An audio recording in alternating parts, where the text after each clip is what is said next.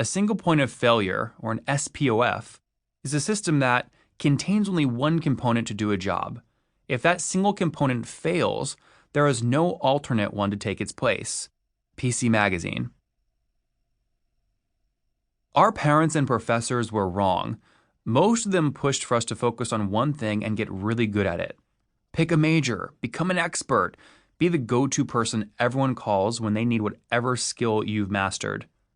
That's fine if you aspire to become, say, the world's top neurosurgeon, but it's terrible advice if you actually want to get rich and work less. I already mentioned one problem with this approach. It gives you a single point of failure. If you put all your trust and resources into one thing, and that one thing fails, you're screwed. This is true whether you're talking about a day job, a new business, or anything in which you invest your time and money. You're forever vulnerable to the competition.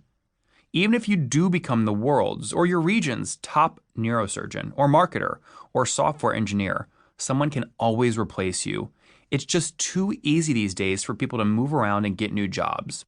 Employers can find better talent quicker than ever. Customers are constantly trying new ideas and canceling on businesses. Your one thing is always under attack, and so is your livelihood. I'm sure this sounds familiar. We've all been told at some point that we shouldn't put all our eggs in one basket. But what's the counter strategy? The cliche fails to tell us that part. If you want to get rich, you need a strategy beyond just keeping your options open. Yes, focus on more than one thing. But you also need to know what projects are worth pursuing, how to split up your time, and how to make the ventures you do pursue work for you. Let's put strategy aside for a second, though. It helps, but strategy plays a small role in success. The two biggest factors in success are actually timing and luck. Don't believe anybody who tries to tell you that their success has nothing to do with luck. Now, you can't control either of these things outside of setting yourself up to get lucky and positioning yourself at the right time. And the only way to do both is by taking more chances. You may have heard this expressed as fail more. How a college side project made me $6,400. There's also a more subtle reason you won't win big by focusing on one thing, and it's potentially the most powerful.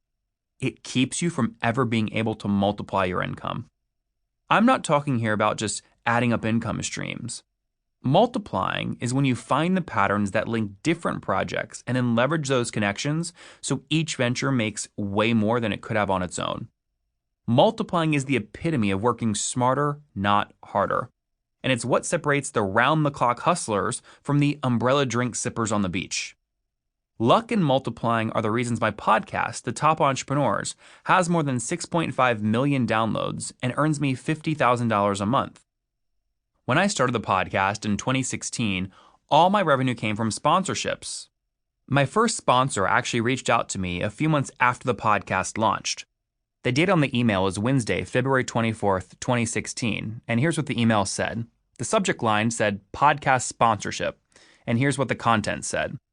Hi Nathan, my name is Justine, and I represent Company X, the cloud computing solution for small service-based businesses with over 5 million users worldwide.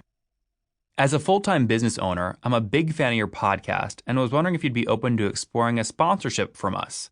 We think it would be a great fit on both sides and are eager to learn more about partnering with you. If yes, I'd love to know, 1, what sponsorship rate do you charge per episode? And 2, how many downloads does each episode get? Thank you, Justine. This email turned into a $6,400 deal to run that software company's ad on my podcast for 2 months. 3 months later, I signed on my second sponsor, who paid me $5,000 to feature them on the podcast for 35 consecutive episodes. All of my podcast revenue still comes from sponsors, only now I've figured out how to leverage one of my other companies, the Top Inbox, to grow sponsorship income way beyond what the podcast earned on its own. Here's how that magic happened. The Top Inbox is a Gmail tool that lets you schedule emails to be sent later, set inbox reminders, track opens, and schedule auto follow-ups. When I bought the Top Inbox, I had no idea I could put a pop-up on the software's interface. It's just something I stumbled on. So I decided to experiment with using pop-ups to drive traffic to my podcast sponsors. Now, most of my podcast sponsors are software companies selling productivity, sales, and marketing tools to small and mid-sized businesses. Turns out, a lot of small business owners use the top inbox to stay productive, and they've proved to be a prime audience for whatever my podcast sponsors are offering.